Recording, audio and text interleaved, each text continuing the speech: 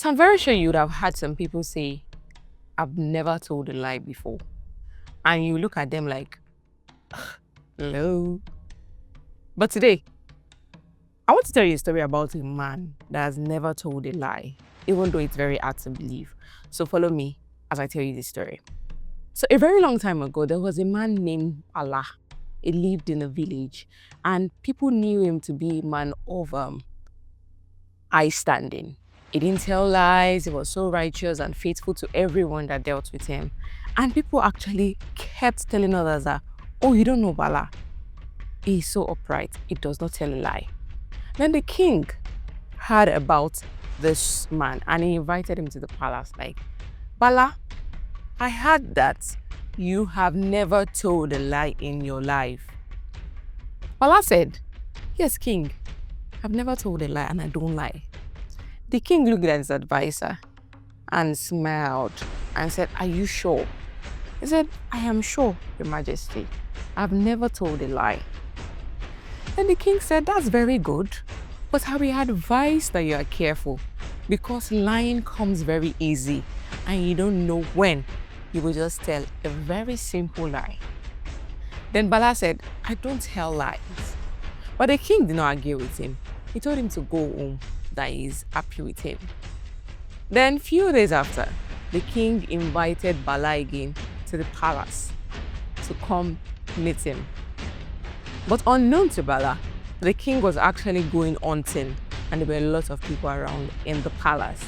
The king then told Bala, Bala, go and tell my queen that she should prepare a very large feast and I will come and meet her tomorrow.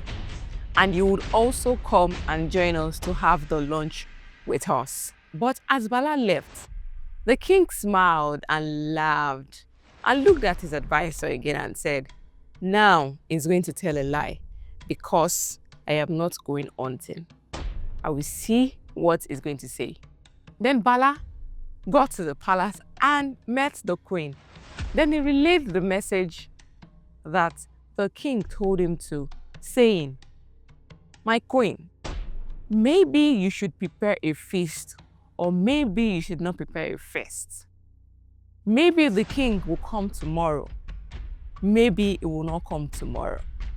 The queen was so confused and she was like, what exactly are you saying? Is he coming or not? Bala then continued. He said,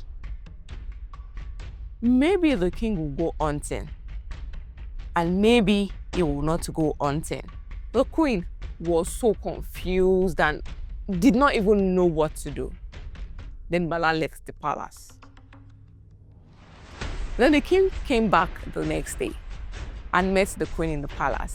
Then he invited Bala again to the palace too.